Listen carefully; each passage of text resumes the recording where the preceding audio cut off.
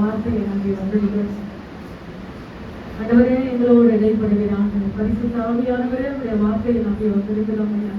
ஒரு வார்த்தை ஆண்டவரே, 100 சொல்றது போதும்.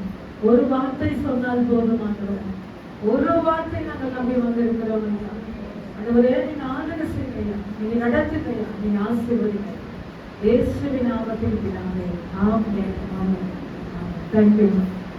எப்பொழுதுமே தொடர்ச்சியாக நம்ம பைபிள் படிக்கும் போது ஒரு வார்த்தை உங்ககிட்ட பேசுற வரைக்கும் பைபிள் என்ன செய்யக்கூடாது, நீங்க மூடக்கூடாது. எத்தனை பேர் நம்ம அனுபவம் இருக்கோம்? ஒரு வார்த்தை உங்களை தொடர வரைக்கும் பைபிள் நீங்க என்ன செய்யக்கூடாது, மூடக்கூடாது. ஒரு வார்த்தை உங்களை தட்டி உங்களை உயிர் உள்ளவராக விசுவாசம் உள்ளவராக, அல்லேலூயா, ஒரு வார்த்தை பேசின உடனே நீங்க என்ன செய்யணும், அந்த வார்த்தையை ஸ்தோத்திரம் பண்ணிட்டு நீங்க பைபிள் போடணும். அல்லேலூயா.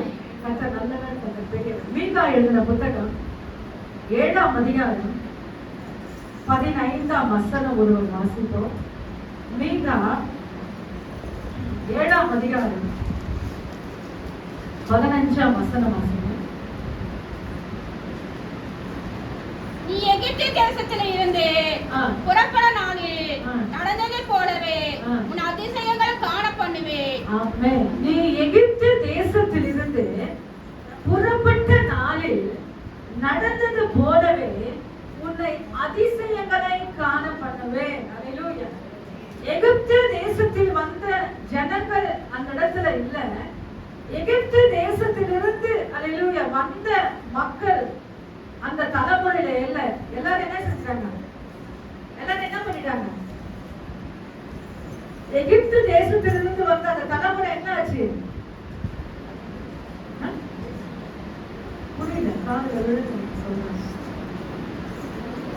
எகிப்து தேசத்திலிருந்து வந்த ஜனங்கள் இல்ல, என்ன ஆச்சு? அவங்க மதிச்சுட்டாங்க. மதிச்சுட்டாங்க. ஆனா அவங்க சந்ததிகள் 2ஆம் தலைமுறை, 3ஆம் தலைமுறை, 4ஆம் தலைமுறை, 5ஆம் தலைமுறை என்று பல தலைமுறைகள் வந்து கொண்டிருக்கிறது பாருங்க.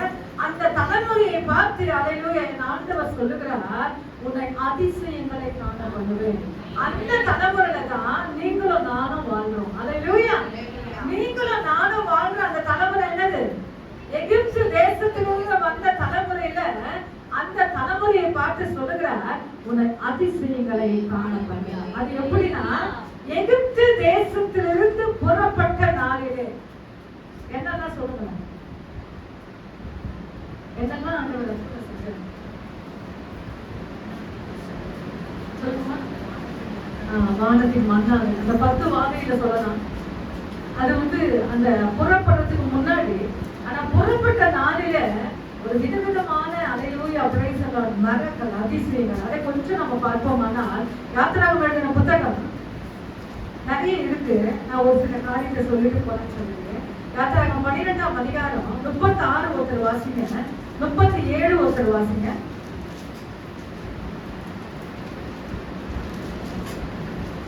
யாத்திராகமம் 12ஆம் அதிகாரம் ஜனங்களுக்கு எகிப்தியரின் கண்களில் தயவை கிடக்கும்படியோ செய்ததினால் கேட்டது அவர்களுக்கும் கொடுத்தார்கள். இவ்விதமாக அவர்கள் எகிப்தியர்களை கொள்ளையிட்டார்கள். இப்போ நீங்க வாசிக்க போறீங்க 34 ஒருத்தர் வாசிங்க.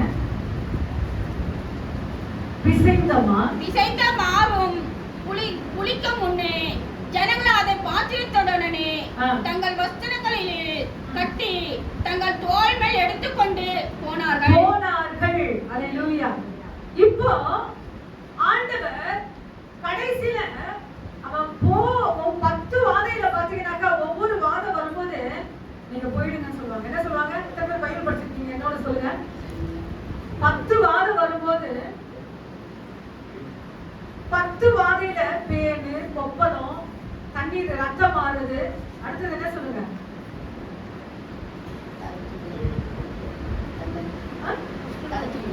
குஷ்டரோகம். இது பல காரியங்கள் 10 வாதையில. அந்த ஒவ்வொரு வாதம் வரும்போது நான் உங்களை அனுப்பிடுறேன். அப்போ அந்த வாதையிலிருந்து அப்போ ஆண்டவரே நான் எங்களை அனுப்புறேன், இந்த வாதையை எடுத்து போடுங்க. பேனு அவன் உடனே என்ன செய்வார் ஆண்டவர்? வீட்டுல போய் படிச்சு பாருங்க 10 வாதை. இப்ப என்னுடைய கோல் அது கோல் இல்ல.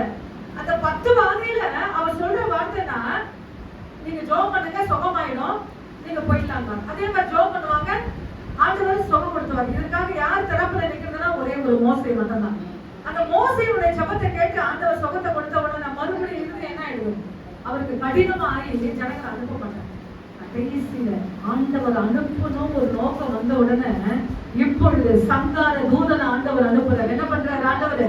எத்தனை பேர் என்னோட படிச்சிருக்கீங்க? ஹalleluya. சங்கார தூதன் அந்த இடங்களில ஆண்டவர் அனுப்பின உடனே இந்த இடங்களில ஹalleluya அந்த இடத்துல ஒரு சாவில்லாத ஒரு வீடு இருக்குல. அது எப்படின்னா தலைச்சல் பிள்ளை. வீட்டுக்கு தலைச்சல் பிள்ளைனா என்ன சொல்றேன்? முதல் பிள்ளை. வீட்டில் இருக்கிற முதல் பிள்ளையை என் ஆண்டவர் தொடும் போது சங்கார தூதனை வச்சு இப்ப அவர் என்ன சொல்றாருன்னா ஒரு வார்த்தை சொல்றாரு. ராஜா 32 மட்டும் ஒருத்தர் வாசிங்க. கொஞ்சம் என்னோட ஆவி போட்டு நம்ம வாசிங்க. ஆமே.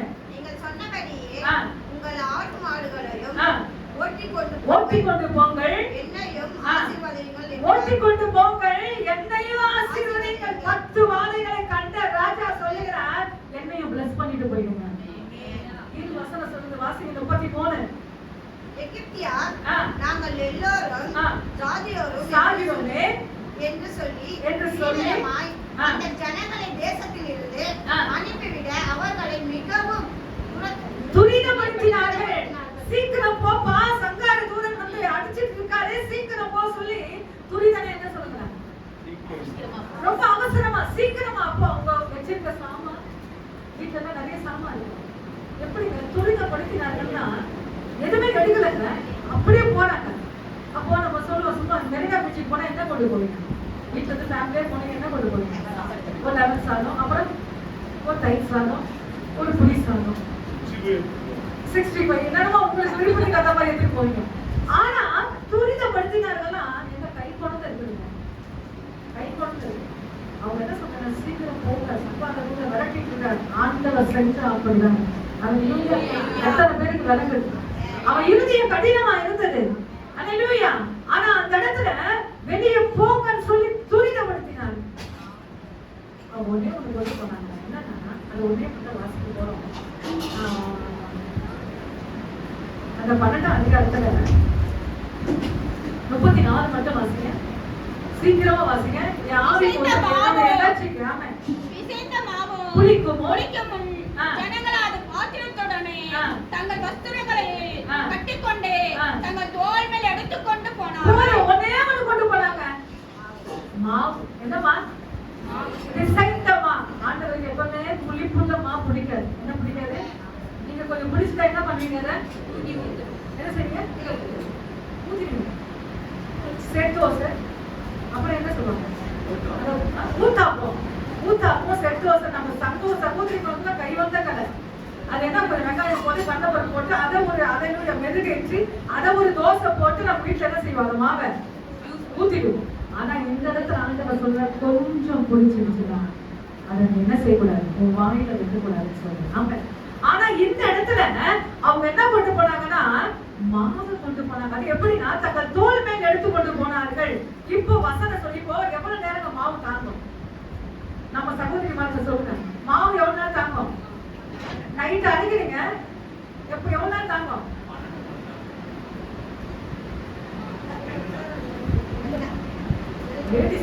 அவங்களுக்கு தெரியல, தெரியல. இப்ப நைட் அரைக்கிறீங்க, மாவு காலையில கூட எப்படி ஆயிடும்? புளிச்சிடுமா? இன்னும் நீங்க அதை வெளியே வச்சீங்கன்னா இன்னும் அதிகம் புளிக்கும். அதனால நீங்க என்ன செய்வீங்க, புளிச்சிட வச்சிருக்கீங்க. ஆனா இந்த இடத்துல ஆண்டவர், பைபிள் படிச்சவங்களுக்கு நல்லா தெரியும், ஆண்டவர் சொல்றாரு அந்த புளிச்ச உடனே மாவு கீழே ஊத்திட்டு சொல்லுவாரு. ஆனா இவங்க ஈவினிங்ல கிளம்புறாங்க. என்ன பண்றாங்க? மாலையில கிளம்புறாங்க. இப்போ அடுத்த நாள் ஆயிடுச்சு. இப்போ வாசிக்க போறோம். என்னன்னா 36 வாசிங்க. இல்ல 37. ராம்சேஸை கால்நடைனா என்ன சொல்லுங்க? கால்நடைனா என்ன? பிராணி சொல்ல, நம்ம கால்நடை நடந்து போனாங்க, கால்நடையாய் போனார்கள்.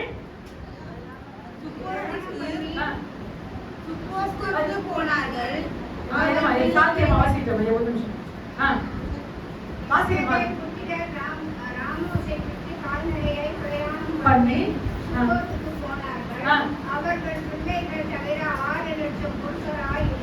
கால்நடையா போறாங்க. ஈவினிங் கிளம்பிட்டாங்க, மாவு எடுத்துட்டு போயிட்டாங்க. 6 லட்சம் வீட்டுக்காரங்க என்ன வெறும் ஜென்ஸ் மட்டும் 6 லட்சம். ஒண்ணு கணக்கு போடுங்க. 6 லட்சம் கணக்கு போட்டீங்கன்னா ஒருத்தருக்கு அந்த காலத்துல 1 2 தான். ஒருத்தருக்கு என்னது 1 வாங்கினா 1 பிடிக்கும் அந்த காலத்துல. அப்படி கணக்கு போட்டா கூட ஒரு ஒண்ணுன்னு கணக்கு போடுங்க. அப்ப எத்தனை லட்சம் வருது? 12 லட்சம். அப்ப அந்த 12 லட்சத்துக்கு இப்ப 1 2 சொல்லுவாங்க. அப்பெல்லாம் வந்து டசன் கணக்கு தான் கொடுத்துருவாங்க. அப்போ ஒரு ஃபேமிலிக்கு ஒரு டசன் போட்டீங்கன்னாக்கா அப்ப அந்த 6 லட்சம் புருஷனுக்கு நீங்க போட்டீங்கன்னா எப்படி வருது? 30 lakh, 30 லட்சத்துக்கு மேல வருது. அந்த 30 லட்சத்துக்கு யார் நடத்துற? மோசி நடத்துறாருங்க. அப்போ அந்த 30 லட்சம் பேரு கடந்து போறாங்க. போனவங்க மாவு மட்டும் கொண்டு போறாங்க. இந்த இடத்துல வசனம் சொல்லுகிறது என்னன்னா 39 வாசிங்க. எகிப்திலே இருந்து அவர்கள் கொண்டு வந்த பிசைந்த மாவு புளிப்பில்லாத அப்பங்களையும் சுட்டார்கள். அவர்கள் எகிப்துக்கு தரக்கூடாமலும் தரிக்கக்கூடாமலும் விடப்பட்ட புளிப்பாய் இருந்தது. புளியாது அவர்கள் தங்கள் வழிகென்று ஒன்றும் ஆயத்தம் பண்ணவில்லை. இந்த வசனம் எத்தனை பேர் படிச்சிருக்கீங்க? எகிப்திலிருந்து அவர்கள் கொண்டு வந்த பிசைந்த மாவை புளிப்பில்லா அப்பங்களாக சொட்டார்கள். அப்ப வசனம் சொல்லுகிறது 37 இஸ்ரவேல் புத்திரர் ராம்சேஸை விட்டு கால்நடையாய் பிரயாணம் பண்ணி சுக்கோத்துக்கு போனார்கள். ராம்சேஸ்ல இருந்து சுக்கோத்துக்கு போறாங்க. எப்படி போறாங்கன்னா கால்நடையா டிராவல் பண்ணிட்டு போறாங்க. அப்ப ஈவினிங் போனாங்கன்னா அடுத்த நாள் அவங்க சேர்ந்துருக்கலாம். என்ன பண்ணிருக்கலாம்? அது கை குழந்தை ஆண் 30 லட்சம் பேரு. அப்ப எவ்வளவு பொறுமையா போயிருப்பாங்க. ஆனா என்ன புளிக்கலையா? நல்லா புரியுதுங்களா? மாவு புளிக்கலீங்க. நைட் அடிச்சீங்கன்னா காலையில புஷு வந்துருங்க. அந்த வாசனையே வித்தியாசமா இருக்கும். இன்னும் மதியானம் பார்த்தா சகிக்கவே முடியாது, அவ்வளவு புளிப்பு இருக்கும். ஆனா ஈவினிங்ல கிளம்பின ஜனங்க ராம்சேஸ்ல இருந்து சுக்கோத்துக்கு போறாங்க. ஆனா ஒண்ணுமே கொண்டு போல. என்ன கொண்டு போலியா? வசனம் சொல்லுது பாருங்க, நான் தெளிவா வாசிக்கிறேன். எகிப்திலிருந்து இருந்து அவர்கள் கொண்டு வந்த பிசைந்த மாவை புளிப்பில்லா அப்பங்களாக சுட்டார்கள். அவர்கள் எகிப்திலிருந்து தணிக்க கூடாமல் துரத்தி விடப்பட்டார்கள். என்ன பண்ணாங்களாம்? ஏன்னா சங்கார தூதர் விரட்டுறாருங்க. யார? எகிப்து ஜனங்கள் சாவு அதிகமாய் உண்டானது. அப்ப என்ன சொல்ற? நீங்க இங்க இருந்து காலி பண்ணுங்க. துரத்தி விடப்பட்டார்கள். அந்த வசனம் சொல்லுகிறது அது புளியா இருந்தது. மாவு என்ன செய்யுங்க? ஆண்டவர் வசனம் புரியுதா நான் சொல்றது? வசனம் மாவு புளிக்கலங்க. கையில இருக்கிற மாவு புளிக்கலங்க. அது அதிசயம் இல்லையா? நீங்க 7ஆம் அதிகாரத்தில் சொல்லுகிறது எகிப்து தேசத்தில் புறப்பட்ட நாளிலிருந்து உன்னை அதிசயங்களை காண பண்ணேன். அத்தனை அதிசயமான ஒவ்வொரு காரியமும் செய்யணும். இவங்க சாட்சி சொன்னாங்க.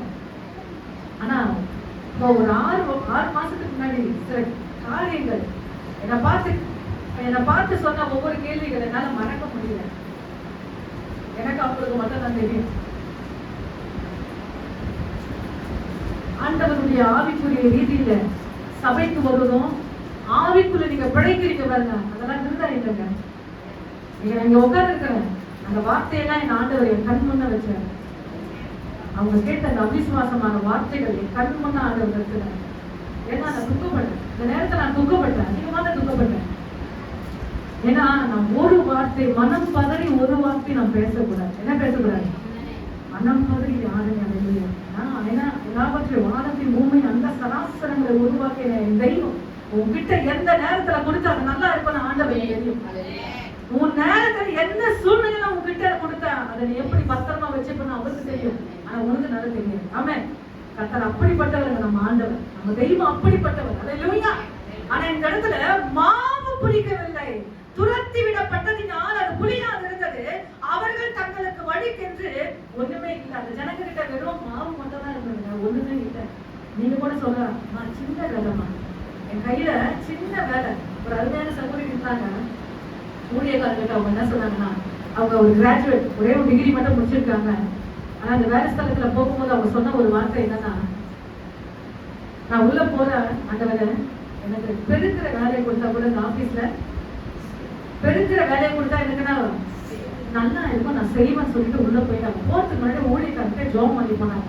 அவங்க சபையை நடத்துற ஊழியத்துக்கு அவங்க ஜோம் பண்ணி போனாங்க. ஐயா, என் வீட்டுக்காரர் வேலை செய்யறாரு. அவர் சொல்றாங்க என்னன்னா, சொந்த வீடு இருக்கிறவனுக்கு, என் பாட்ட சொத்து இருக்கிறவனுக்கு நான் என்ன உனக்கு சம்பாதிச்சு கொடுக்கலாம், நீ போய் வேலை செய்யும் அப்படி சொல்லும் போது அவங்க ரொம்ப நொறுக்கப்பட்டு தான் ஊழியனுடைய ஜோம் பண்ணிட்டு அவங்க உள்ள கடந்து போறாங்க. அந்த ஆபீஸ்ல உள்ள போன உடனே அந்த பேப்பர்ஸ் பாக்குறாங்க. ஆனா அந்த பேப்பர்ஸ் எதுல வந்திருக்குன்னா, ஹவுஸ் கீப்பிங் இருக்குன்னு பாருங்க, தனியா அந்த பண்டல்ல அவங்க பேப்பர் வந்திருக்கு. அந்த பேப்பர்ஸ் அவர் பார்த்தாரு. இன்னும் கிராஜுவேட் பண்ணிருக்கிறாரு, ஹவுஸ் கீப்பிங் கேட்கிறேன். அப்போ அவர் சொன்னேன், ஐயா என் குடும்பத்தை போஷிக்க எதையும் கௌரவம் தான் நான் பார்க்கிறேன், ஏதாவது ஒரு சின்ன வேலை அந்த ஆபீஸ்ல நீங்க போட்டு கொடுத்தீங்கன்னா போதும். அப்போ அவர் சொன்னாரு, என்னம்மா இப்படி பேசுற, சின்ன அலையில ஒரு டிகிரி முடிச்சிருக்க, இந்த வேலையில உங்களை நிக்க வைக்க எனக்கு மனசு இல்லைன்னு சொல்லிட்டு அட்டன் தர மாட்டாரா. இந்த ஆபீஸ்ல என்ன பண்ணாரா, அட்டன் படிக்கலாம் தூக்கிட்டு போய் அப்படியே ஒவ்வொரு ஆபீஸ்ல வைக்கணுமா, ஒவ்வொரு டேபிள்ல வைக்கணுமா, இந்த மாதிரி சின்ன ஒரு அட்டண்டர் வேலையை போட்டாங்க. ஆமாம், ஏன்னா போய் ஜாப் பண்ண போனாங்க, ஊழியக்காரர் காத்திருப்பாங்க. சில பேர் உடனே வந்து ஃபோன் பண்ணி சொல்லுவாங்க, சில பேருக்கு என்ன சொல்ல மாட்டாங்க. போகும்போது இருந்த அந்த அவசரம் வரும்போது இருக்காது. ஆனா வந்த உடனே ஆண்டவர் தேங்க்ஸ் பண்ணிட்டு ஊழியக்காரருக்கு சொன்னேன், அப்பா ஐயா நல்ல வேலையை ஆண்டவர் கொடுத்து, நான் போனது பெருக்கிற வேலைக்கு போனேன், என் ஆண்டவர் நல்ல வேலையை கொடுத்தாங்க, அட்டண்டரா போனேன். கொஞ்ச நாள்ல அதுல உண்மையா இருந்தாங்க. என்ன பண்ணிட்டாங்க, அவங்க நல்ல கவனிங்க, உண்மையான சம்பவம். அந்த வேலை ஸ்தலத்துல அவங்க கொடுத்த அந்த பொறுப்புல அட்டண்டர் தான் உண்மையா இருந்தாங்க. அவங்க எல்லாம் யோசித்து ஒரு முடிவு எடுத்தாங்களா, என்னன்னா இவங்க அட்டண்டருக்கு மேல என்ன செய்யணும், அவங்கள உட்கார வைக்கணும். எப்படி உட்கார வைக்கணும், அவங்களுக்குன்னு ஒரு சிஸ்டம், அவங்களுக்குன்னு ஒரு கேபின். கர்த்தர் அப்படிதான் செய்யணும். புரியுது நான் சொல்றது. நான் எப்படி உள்ள போனேன்னா, ஏதாவது ஒரு வேலைக்கு தான் போனேன். என் ஆண்டவர் அப்படிப்பட்டவர். ஆனா சிஸ்டம்னா என்னன்னா கம்ப்யூட்டர், அவங்களுக்குன்னு ஒரு கம்ப்யூட்டர் கொடுத்து அவங்களுக்குன்னு ஒரு காரியத்தை ஒரு வேலையை ஒழுங்கு பண்ணி கொடுத்தாங்க. அப்ப அவங்க அதுக்கு மேல என்ன சார் ஊழியக்காரர்கிட்ட போன் பண்ணி என் ஆண்டவர் நல்ல வேலை கொடுத்தாரு. யோசேப்பு என்ன செஞ்சுட்டாரு, ஆண்டவர் எகிப்துல எப்படி போனார், யோசேப்பு அடிமையா போனாருங்க. கடைசியில் அவர் எப்படி இருந்தார் சொல்லு, ஜனாதிபதி. ஆமா, ஜனாதிபதி. அல்லேலூயா. கர்த்தர் அப்படிதான். ஏன்னா அவர் கேட்காம ஒருத்தர் கூட அசைக்க முடியாது. பார்வன் வந்து அதுக்கு மேலதான். ஆனா எல்லா அதிகார பூர்வத்துல யாருன்னா யோசேப்பு தான். ஆனா கொண்டு போனது எப்படி கொண்டு போனாங்கன்னா, அடிமையா வீட்டுல வேலை செய்ய கொண்டு போனாங்க. அப்படிதான் கர்த்தர் நம்மள. அல்லேலூயா. சில நேரத்துல அடிமையா நம்மளை பார்த்து நம்ம கஷ்டப்படும், மற்றவங்களை பார்த்து கஷ்டப்பட மாட்டேங்க. சின்ன வயசுலதான் நான் கஷ்டப்படுறேன் ஆண்டவரே, நான் சின்ன வயசுல இருந்து ரொம்ப கஷ்டப்படுறேன் ஆண்டவரே, நான் ரொம்ப அநியாயமா நான் ரொம்ப கஷ்டப்படுறேன். நம்ம லைஃப் பார்த்தா திரும்பி பார்த்தா எனக்கு ரொம்ப வேதனையா இருந்தா நீங்க சொல்லலாம். ஆனா நிச்சயமாக நீங்க அழறீங்களோ இல்லையோ, என் ஆண்டவர் ஒரு நேரம் வச்சிருக்கிறார். நிச்சயமா கர்த்தர் உங்களை அல்லேலூயா கண்கொள்ளா காட்சியில கொடுத்து கர்த்தர் உங்களை நடத்த அவர் விருப்பமுள்ள தெய்வமாக இருக்கிறார். உன்னை அதிசயங்களை காணப்படுகிறது. ஆனா எகிப்திலிருந்து புறப்பட்ட நாளில என்ன புலிக்கலன்னா மாவு புலிக்கல. அப்போ ராம்சேஸ்ல இருந்து சுக்கோத்துக்கு வந்து வீட்டுல வந்து என்ன செய்யறாங்க, அவங்க அப்பம் சொல்றாங்க. அந்த அப்பத்தை சுட்டதுனால அந்த ஜனங்களுக்கு, ஏன்னா கொண்டு போறதுக்கு எதுவுமே இல்லை, ஒரு புளி சாதமோ ஒரு லெமன் சாதம் எதுவுமே இல்லை, வெறும் மாவு. ஆனா என் ஆண்டவர் அந்த மாவை புளிக்க வைக்கிறார். அல்லேலூயா. நீங்க ரொம்ப என்ன சொல்றேன்னா, ஆண்டவர் இந்த நிலையில வைக்கிறான்னு சொல்லி நீங்க கஷ்டப்படாதீங்க. அந்த நிலையில இருந்து ஆண்டவருக்கு நன்றி சொல்ல கற்றுக்கொள்ளுங்க. ஆண்டவரே இந்த சின்ன காரியத்தை எனக்கு ஆண்டவர் உதவி செஞ்சுக்கிறேன். நேற்று தினத்துல யூடியூப்ல ஒரு ஆராதனை அதிகமா நாங்க ஜூம் பண்ணி ரொம்ப ஆராதனையை பார்த்துட்டேன். எல்லாரும் இப்படி கை தட்டுறாங்க, சில பேர் இப்படி தட்டுறாங்க, சில பேர் இப்படி தட்டுறாங்க. அதுல ஒரு கதை மட்டும் பாத்தீங்கன்னாக்கா இப்படி போய் தட்டுது. எப்படி தட்டுது, இப்படி போய் தட்டுது. கொஞ்ச நேரம் அப்படி நிக்கிறாரு, இப்படி போய். ஆனா அந்த குரூப்ல பாத்தீங்கன்னா யாருமே இல்லை. அந்த ஒரு கருத்தை மட்டும் நான் பாக்குறேன், மேல தூக்கி எவ்வளவு நேரம் நீங்க எவ்வளவு நேரம் அந்த மாதிரி கை தட்ட முடியும் நீங்க சொல்லுங்க. கை தட்டுறவங்க சொல்லுங்க, கை தட்டாதவங்க சொல்லுங்க. கை தட்டுறவங்க சொல்லுங்க. எப்படி 10 நிமிஷம் தட்டுறாங்க. பாட்டு 1 hour. நான் 1 hour அந்த பாட்டை பாக்குறேன். அந்த கை மேல போகும். அதாவது சின்ன வயசுதான் இல்லைங்க, ஒரு 50 வயசு 50 ஜூம் அவரை மட்டும் ஜூம் பண்ணி பார்த்தேன். எனக்கு ரொம்ப பிடிக்கும், ஆராதனை ரொம்ப பிடிக்கும். அதை விட என் ஆண்டவருக்கு பிடிக்கும். அத்தை நமக்கு நல்ல கருத்தை கொடுத்திருக்கிறார். நிறைய பேருக்கு கையில ஒரு இடத்துல ஊழியர் சொல்றாரு, குஷ்டரோகிகள் வந்து ஊழியத்துக்கு போனாங்கன்னா அவங்க கையில உங்களுக்கு தெரியுங்களா மடங்கி இருக்கும், இந்த இடத்துல ஷார்ப் இருக்காது. அவங்க கையை தட்டி அந்த பாட்டுக்கு உற்சாகத்தை காட்டுறாங்களா, கையை தட்ட தட்ட என்ன வருதுன்னா ரத்தம் வந்தது. அதை என்ன பண்றாங்கன்னா தொடச்சிட்டு என்ன பண்ணாங்களா, கை தட்டுறாங்க. நிச்சயமா ஆண்டவர் நிச்சயமா அவங்களை விட மாட்டாங்க, நிராகரியை விட மாட்டாங்க. அல்லேலூயா. என் நாமத்தை பிரஸ்தாபப்படுத்தும் எந்த ஸ்தானத்துல வந்து நான் உன்னை ஆசீர்வதிப்பேன் என்று என் ஆண்டவர் சொல்லுகிறார். என் தெய்வத்தை நான் எப்படி பிரஸ்தாபப்படுத்துகிறேன்? எத்தனை பேருக்குங்க வாய் இருக்கு, பல்லு இருக்கு, ஆனா சொல்லு வராது. சில பேருக்கு என்ன வராது, வார்த்தை வராது. நல்ல வார்த்தையை வர, நல்ல சரளமாக, கொச்சையாக, அழகாக இன்னைக்கு ஆண்டவர் பேச வச்சிருக்கிறார்னா அவருக்கு எப்படி நான் ஆராதனை கொடுப்பேன், என் தெய்வத்தை எப்படி நான் ஆராதிப்பேன், அதுதான் ரொம்ப முக்கியம். அல்லேலூயா. இப்பொழுது நாம் வாசிக்க போகிறோம்.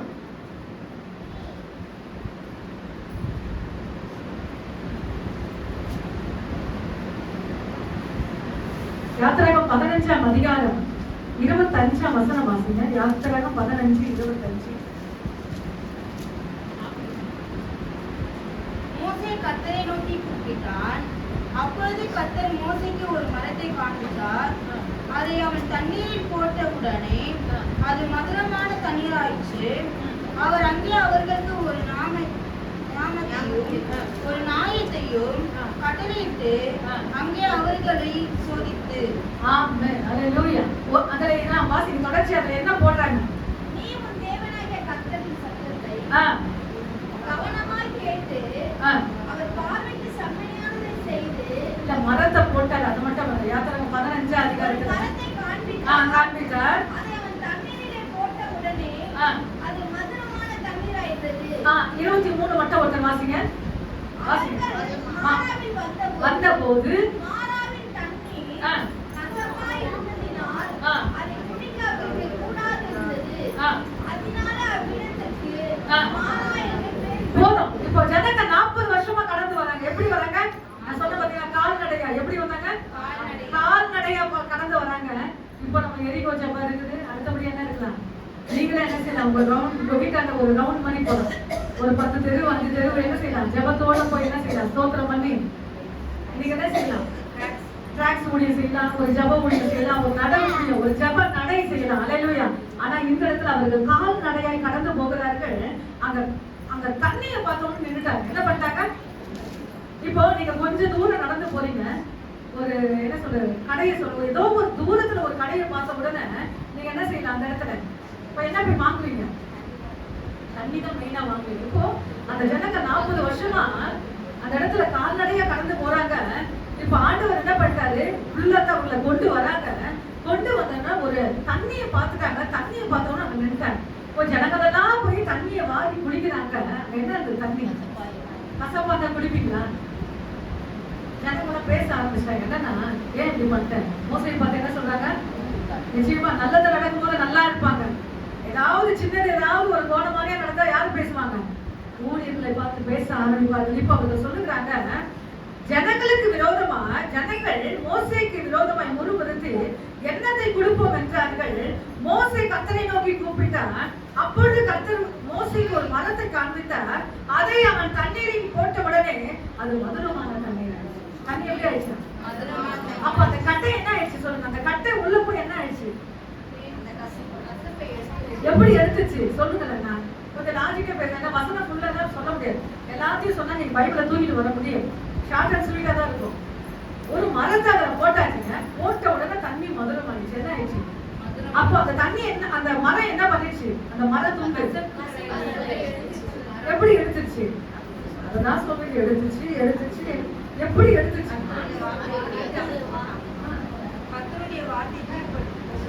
நான் சாதாரண சொல்றேன், ஆவிக்குள்ள போயிடாதீங்க, மாம்சத்துக்குள்ள பேசுறேன். மரத்தை போட்ட உடனே மரம் என்ன ஆயிடுச்சு? அததான் எதிர்பார்த்தாங்க. கசப்பை என்னச்சு? ஊருக்கு அக்செப்ட் பண்ணிடுச்சு. முற்றிலுமா அந்த உள்ள இருக்கிற நீரூற்று இருக்கிற எல்லா கசப்பையும் தனக்குள்ளே எடுத்துக்கொண்டது. இதற்கு அடையாளம் என்னன்னா, இப்ப ஆவிக்குள்ள நீங்க போலாம். எப்படி போலாம்? இப்ப ஆவிக்குள்ள போலாம். இந்த மரம் யாருங்க? ஏசப்பா. இந்த மரம் எல்லா கஷ்டப்புகள், நமக்குள்ள இருக்கிற எல்லா பலவீனங்கள், நமக்குள்ள இருக்கிற எல்லா தரித்திரங்கள், வறுமைகள், எல்லா பலவீனங்கள் எல்லாவற்றையும் ஆண்டவர் உரிந்து கொண்டார். இதனுடைய நிழலாட்டம் தான் எப்பவுமே பழைய ஏற்பாட்டு நிழல், நிஜம் என்னன்னா புதிய ஏற்பாடு. அந்த கல்வாரி சிலுவையில எல்லா காரியத்தை அவர் உறிஞ்சு, அவர் கல்வாரியில கூட ஒரு கொடுத்தாங்க, என்ன கசப்பு கலந்த காரியம் கொடுத்தாங்க. அந்த குடிக்க ஆண்டவருக்கு என்ன இல்லையா, கிட்ட வச்சவங்க எப்படி முடியல, ஏன்னா நம்மள மாதிரி இருக்கிற மனுஷனா இருக்கிற குடிக்க முடியல. ஆனா உங்களுக்காக எனக்காக எல்லா கசப்புகளை உறிஞ்சி நமக்கு என்ன கொடுத்தார் ஆண்டவர், மதுரமான ஒரு லைஃப் கொடுத்திருக்கிறார். அல்லேலூயா. அந்த தெய்வத்துக்கு கரங்களை தட்டி நாம் தேவனுக்கு நன்றி செலுத்துவோம். அல்லேலூயா. ஒரு மதுரமான வாழ்க்கை, ஒரு மதுரமான வாழ்வு, ஒரு மதுரமான ஜீவியத்தை ஆண்டவர் எனக்கு நமக்கு கொடுத்திருக்கிறார். அந்த தெய்வத்தை எப்படி நான் ஆராதிக்கிறேன், வணங்கால் போட்டாலுமே வாயை நல்லா திறந்து, கையை நல்லா திறந்து அல்லேலூயா ஆராதிக்கும் போதுதான் அந்த நிச்சயம். அதான் ஆண்டவர் சொல்லுங்க, எந்த அளவினால் அலங்குறீர்களோ அந்த அளவு காணிக்கைக்கு மட்டும் இல்லைங்க, நீங்க செலுத்துகிற ஆராதனை, நீங்க வாயை திறந்து கர்த்தரை ஸ்தோத்திரம் பண்றீங்களே அந்த ஆராதனை, எந்த அளவினால் அலங்குறீர்களோ அந்த அளவினால் உங்களுக்கு அலக்கப்படும். அல்லேலூயா. அடுத்ததாக நாம் வாசிக்க போகிறோம். இப்போ நாம் வாசிப்போம் சில சங்கீதத்திலிருந்து சில வசனங்கள். சங்கீதம் 68:31 வாசிங்க. சங்கீதம் 68:31 கொஞ்சம் ஃபாஸ்டா வாசிங்க. ஒரு 2 வசனம் சொல்லி நான் முடிச்சிருக்கேன். சங்கீதம் 68:31.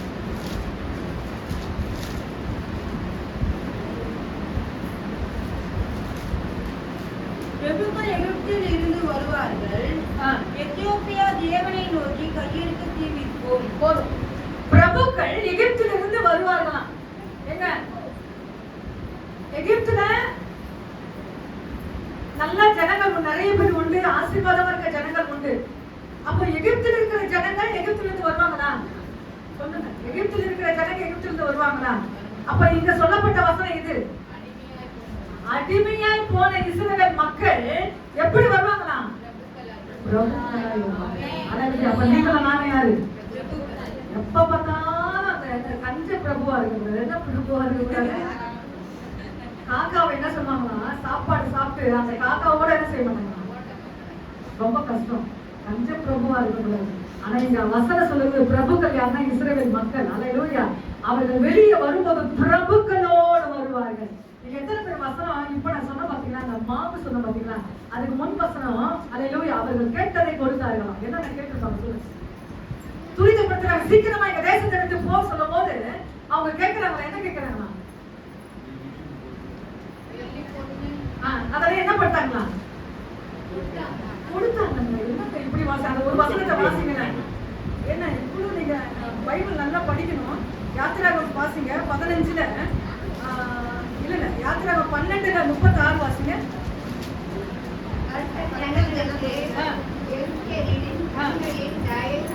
தயவு கிடைக்கும்படியா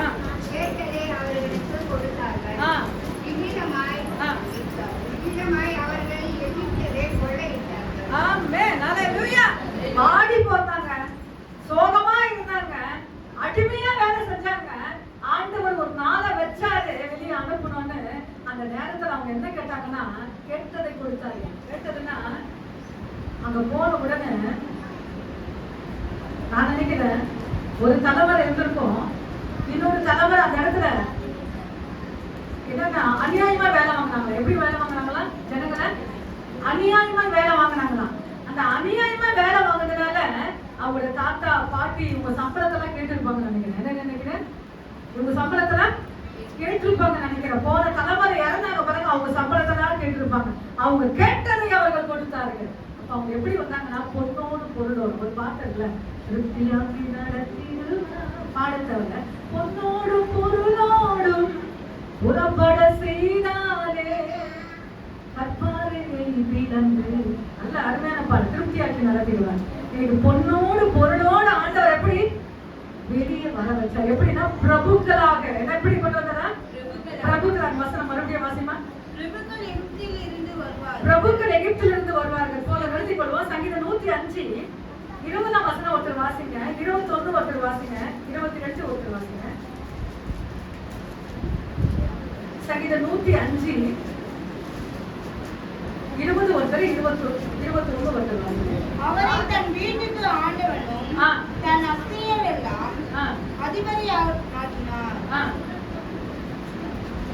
ராஜா ஆள் அனுப்பி அவரை கட்டளையிட்டு சொன்னார். ஜனங்களின் அதிபதி அவனை விடுதலை பண்ணி 21 ஒருத்தர் வாசிங்க. பிரபுக்களை அவன் மனதில் வடி கட்டவும் தன் மூப்பர்களை ஞானிகளாக்கவும் 22 அவனை தன் வீட்டுக்கு ஆண்டவனும் தன் ஆஸ்திகள் எல்லாம் அதிபதியாக்கினார். அவன் பாருங்க யாரு இது? யோசேப்பு. இப்போ அங்க இருக்கிறவங்கள ராஜா சொல்லிட்டாரு, இவங்க ரொம்ப மந்தமா இருக்காங்க. எப்படி இருக்காங்க? மந்தன்னு சொல்றதை விட மக்கா இருக்கிறாங்க. இவங்க என்ன செய்யணும்? ஞானி ஆகணும். அந்த வசனம் சொல்றது எப்படின்னா, தன் பிரபுக்களை அவன் மனதின்படி கட்டவும் தன் மூப்பர்களை ஞானிகளாக்கவும். எல்லா பொறுப்பு யார் கையில போகுது? ஆனா போறது எப்படி போனார்? அவரு எதிர்த்துல போனார். அதுதான் வசனம். அல்லேலூயா. அப்போ அந்த கீழ் வசனம் சொல்லுகிறது, அவனை தன் வீட்டுக்கு ஆண்டவரும் தன் ஆஸ்திக்கெல்லாம் அதிபதி ஆக்கினார். அவருடைய வீட்டுக்கு ஆண்டவன். அப்ப இந்த உலகம் முழுவதுக்கும் ஆண்டவன் யாரு? சொல்லுங்க. அவர் அந்த வீட்டுக்கு மட்டும்தான் அவர் ஆண்டவனா இருந்தாரு. இந்த உங்களை என்னைய படைத்த ஆண்டவர். அல்லேலூயா. இந்த உலகம் முழுவதுக்கும் அது அதிபதியா இருக்கிறார். அந்த அதிபதியை முற்றிலுமாய் விசுவாசத்தோடு நாம் பற்றிக் கொள்வோம். கர்த்தர் நம்மை ஆசீர்வதிப்பார். இப்பொழுது வாசிக்க போகிறோம் சங்கீதம் 78 12 ஒருத்தர் வாசிங்க, 13 ஒருத்தர் வாசிங்க. சங்கீதம் 78 12 ஒருத்தர் 13 வாசிங்க. அவர்களுடைய பிதாக்களுக்கு முன்பாக எகிப்து தேசத்துக்கு சோவான் வெளியிலே அவர் அதிசயமானவர். 12 78 12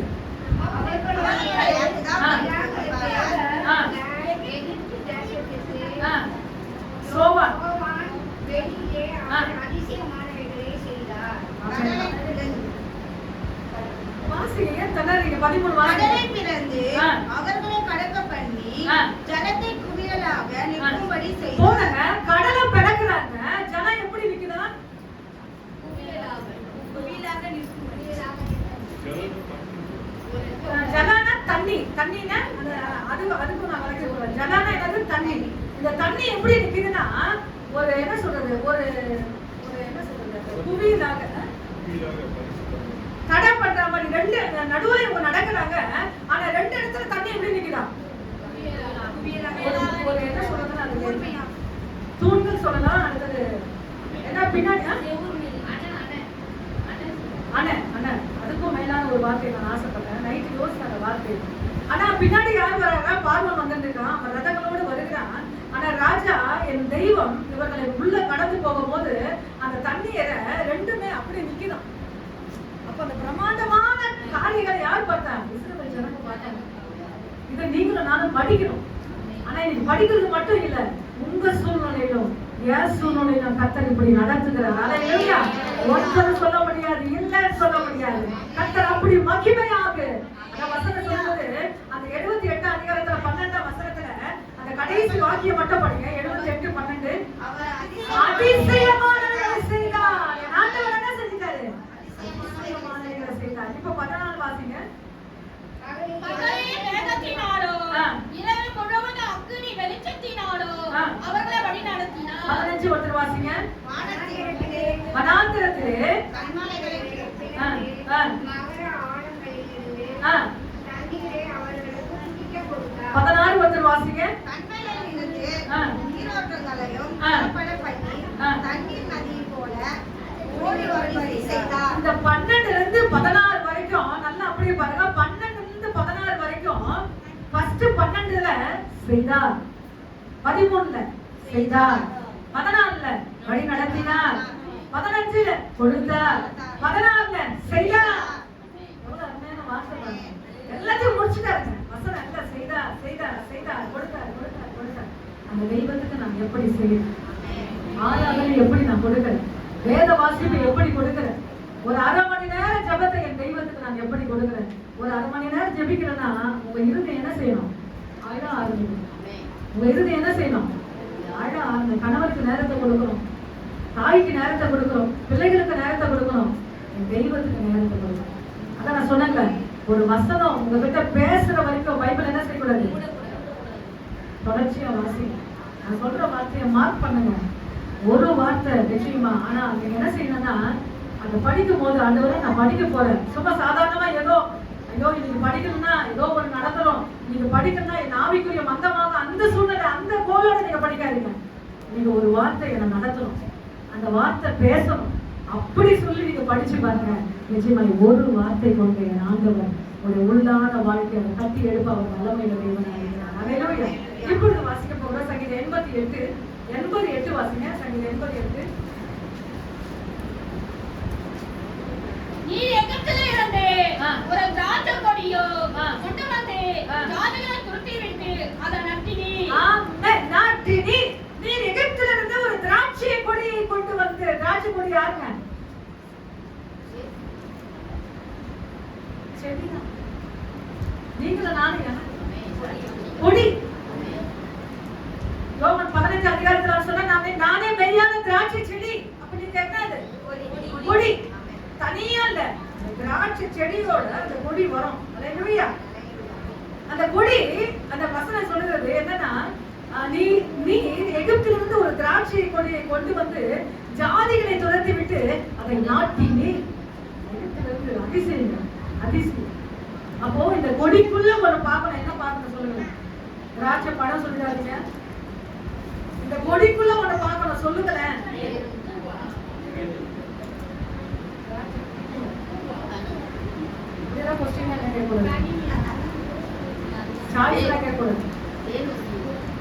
திராட்சை கொடிக்குள்ள ஒண்ணு பார்க்கணுங்க சொல்லுங்க. ரொம்ப சிம்பிள்.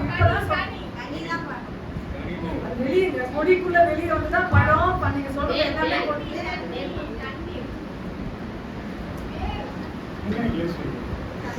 கொடி எங்க ஜாயிண்டா இருக்குங்க? செடி. அந்த செடி யாருங்க? ஏசப்பா. அப்ப அந்த கொடிக்குள்ள என்ன இருக்கு? ஏசப்பா. அதுதான் சொல்றீங்க. கொடிக்குள்ள என்ன தேடணும் உங்களை? ஏசப்பா தேடணும். ஹல்லேலூயா. பழம்லாம் சொல்றபடியா நினைச்சேன், ஆனா அதான் பழம் அந்த மொட்டு எல்லாமே வெளியேதான். ஆனா கொடி உன்னோட ஜாயிண்டா இருக்கும், அது செடியோட ஜாயிண்டா இருக்கும். அந்த செடி என் தெய்வம். ஹல்லேலூயா. அப்ப அந்த கொடிக்குள்ள உன்னை பார்க்கணும்னா ஏசப்பா. அப்ப உங்களுக்குள்ள உன்னை பார்க்கணும்னா ஏசப்பா. நான் பேசினாலும் நான் நடந்தாலும் யாருக்கும் நிச்சயமா கஷ்டப்படுற மாதிரி பேசினாரு, காயப்படுத்துற மாதிரி பேசுறேன். உங்களுக்குள்ள யாரு இருக்கா? ஏசப்பா இருக்கிறார். யாரையும் கஷ்டப்படுத்தாதீங்க. நான் நிறைய சொல்லுவேன். என்னன்னா, இந்த வீட்டுல ஒரு 3 சபைக்கு போற விசுவாசிங்க வந்து எப்பவுமே ஒரு கூட்டம் போடுவாங்க. எப்படின்னா, அவங்க அனாவசியமெல்லாம் பேச மாட்டாங்க. எதிர்க்கு கிறிஸ்டி, இந்த பக்கம் கிறிஸ்டி, அந்த பக்கம் கிறிஸ்டி, எல்லாமே என்ன செய்வாங்கன்னா அந்த மீட்டிங்ல ஷேர் பண்ணுவாங்க. இங்க கன்வென்ஷன் நடக்குது, இங்க மீட்டிங் நடக்குது. அடுத்து பாத்தீங்கன்னாக்கா நம்ம சபையில கூட்டம் நடக்கிற அந்த காரியங்கள் இதெல்லாம் கொஞ்சம் அவங்க பேசுவாங்க. அப்போ நான் இவரை வெளியே அனுப்பிட்டு ஏதோ ஒரு காரியத்துக்காக வெளியே அனுப்பிட்டு நிற்கிறேன். 2 பேரும் எனக்கு சோதனை பண்ணாங்க. என்ன பண்ணாங்க? சோதனை சொன்னோம்னா நான் அப்படியே என்ன ஜாயிண்ட் ஆகிடுவேன். என்ன நான் அப்படியே போய் ஜாயிண்ட் ஆகி உடனே சொன்னேன், நம்ம சபையில நம்ம தெருவில் எத்தனையோ பேர் பல சபைக்கு போறவங்க இருக்காங்க. ஆனா எதுக்கு பார்க்கும்போது என்ன பண்ண மாட்டாங்க? சொல்லுங்க, ஸ்தோத்திரம் பண்ண மாட்டாங்க. எனக்கு கஷ்டமா இருக்கு சிஸ்டர். அப்போ அவங்க சொன்னாங்க, ஆமா சிஸ்டர், அவங்க சபைக்கு போனாதான் சொல்லுவாங்க போறது. அவங்க தான் சொல்றாங்க, அவங்க சபைக்கு போனாங்க. இது காசா பணமா? நம்ம சிரிச்சு ஒரு ஸ்தோத்திர சிஸ்டர் சொல்றது என்ன? இந்த காசா பணமா? கரெக்டா நம்ம பாக்குறோம். அதான் கனம் பண்ணுகிறவர்களே ஒருவருக்கொருவர் முந்திக் கொள்ளுங்கள். எப்பவுமே நான் சொல்ல பாத்தீங்கன்னா, அம்மாவுக்கு ஒருத்தர் வந்து ஆட்டோ ஓட்டுவாரு, அவர் சபை விசுவாசி தான். நான் ஒரு நாள்ல வேலைக்கிழமை அவங்கள ஊழியத்துக்கு அனுப்பிச்சிட்டு அம்மாவை ஒவ்வொரு நேரத்துல நான் போன் பண்ணும் போதெல்லாம் அவன் சொல்லுவாங்க, ஒவ்வொரு சிஸ்டம் ஒரு முறை சோதனை பண்ணிட்டோம், அடுத்த முறை ஏன் செய்யணும்னு சொல்ல மாட்டாரு. எப்பெல்லாம் அம்மா ஊழியத்துக்கு போயிட்டாங்களோ அந்த இடத்துல நான் போன் பண்ணும் போதெல்லாம் எப்படி 10 முறை போன் பண்ணிருப்பேன். 10 முறை என்ன சொல்லிருப்பேன்? ஸ்டார்டிங் என்ன சொல்லுவாரு? சிஸ்டர் நான் சொல்லுங்க சிஸ்டர். அதுதான் விசுவாசனுடைய அடையாளம். நம்முடைய அடையாளம் அதுதான். போன் எடுத்தவன விஷயத்துக்கு வா, வேற கிளைமேக்ஸ்க்கு வா. என்ன சொல்லுவாங்க? இப்படியே சொல்லாத, கடைசி எண்ட்ல சொல்லு. இதே எவ்வளவு இருந்தாங்க அதுக்கு முன்னாடி ஒரே ஒரு சொல்லுங்க. எங்க நான் எந்த சபைக்கு நான் போட்டோம்? உங்க அடையாளம் என் அடையாளம் கர்த்தரை மத்தியில் படுத்துறீங்க. ஹல்லேலூயா. யார் போன் பண்ணாலும் சரி. ஹல்லேலூயா. ஸ்தோத்திரம் சிஸ்டர். சொல்லிட்டு ஆரம்பிங்க. அது புறஜாதியாகவோ, அது உலகத்தானோ, அது சபையின் விசுவாசியோ, உங்க அம்மாவோ, உங்க அப்பாவோ, பெரியப்பாவோ, யாரா இருந்தாலும் சரி, கனம் பண்ணுகிறதிலே முந்திக் கொள்ளுங்க. கர்த்தர் உங்களை ஆசீர்வதிப்பார். அடுத்து நாங்க வாசிக்க போகிறோம். இப்பொழுது 81:5 வாசிங்க. கண்ணீராகிய அப்பத்தையோ அவர்களுக்கு போஜனமாகவோ மிகுதியான கண்ணீரையோ அவர்களுக்கு போஜனமாகவும் கொடுத்தி. 5 ஒருத்தர் வாசிங்க, 6 ஒருத்தர் வாசிங்க. நாம் அறியாத பாஷைகளை கேட்டு எகிப்து தேசத்தை விட்டு புறப்படுகையிலே யோசேப்பிலே சாட்சியாக ஏற்படுத்தினார். 6ஆம் வசனம் ஒருத்தர் வாசிங்க.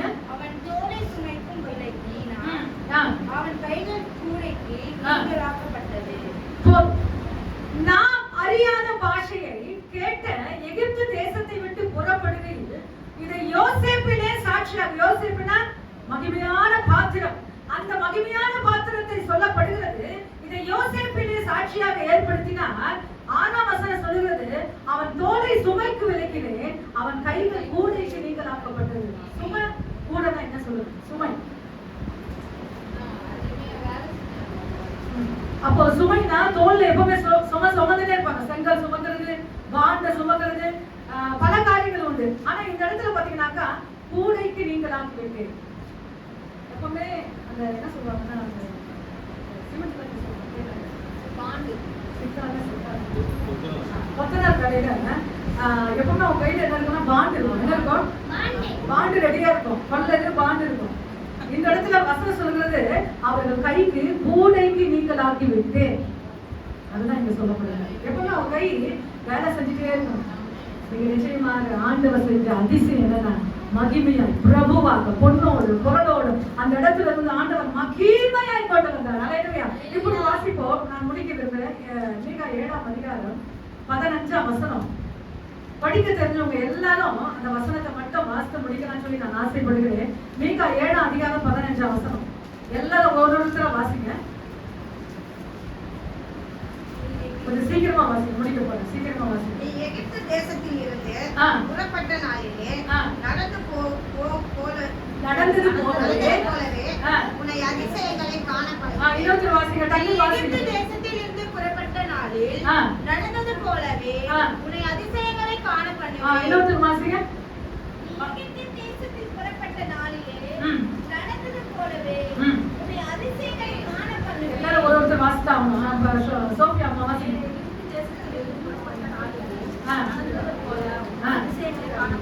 வாசிங்க. கத்தருடைய கஷ்டம் வாசிங்க.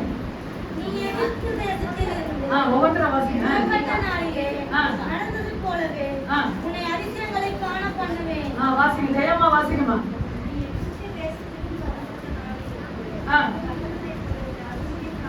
சித்திரசிட்டு வாசிங்க. நீ எகிப்து தேசத்தில் இருந்து புறப்பட்ட நாளில் நடந்தது போலவே உன்னை அதிசயங்களை காணப்பண்ணுவேன். சித்திரசிட்டு வாசிங்க. அசனா எடுக்கலையா?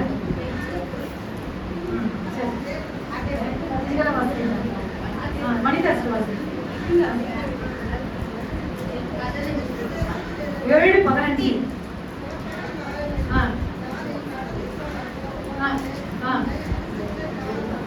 ஆமென். வாசிக்கிறதுல என்ன?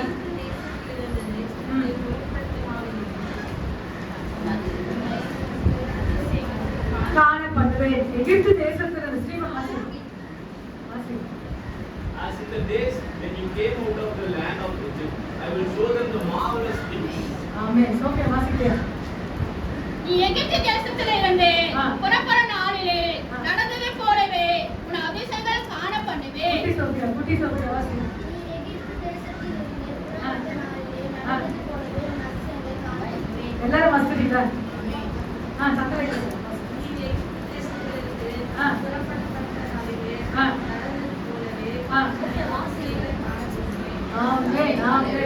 எல்லாரும் வாசிக்கிறீங்களா?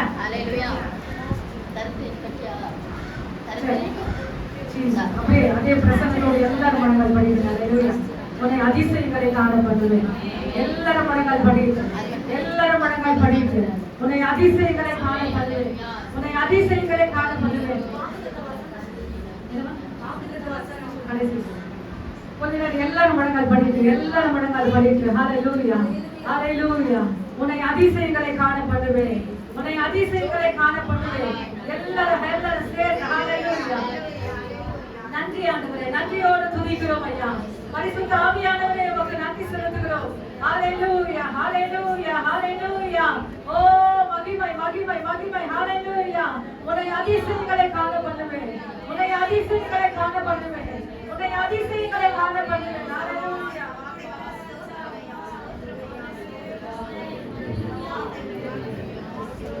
Jesus, hallelujah. எல்லாரும் ஜெபம் பண்ணுங்க. ஆமென், ஆமென், ஆமென், ஆமென்.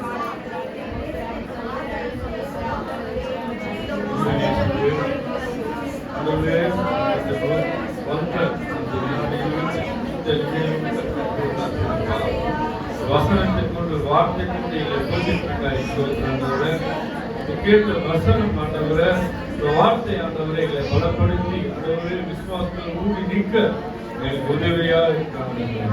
அப்பா ஆண்டவரே வல்லமையான வார்த்தை அப்பா எங்கள் சிந்தையில் விதைத்து நிற்க பரிசுத்த ஆவியானவர் உதவி செய்யணும்.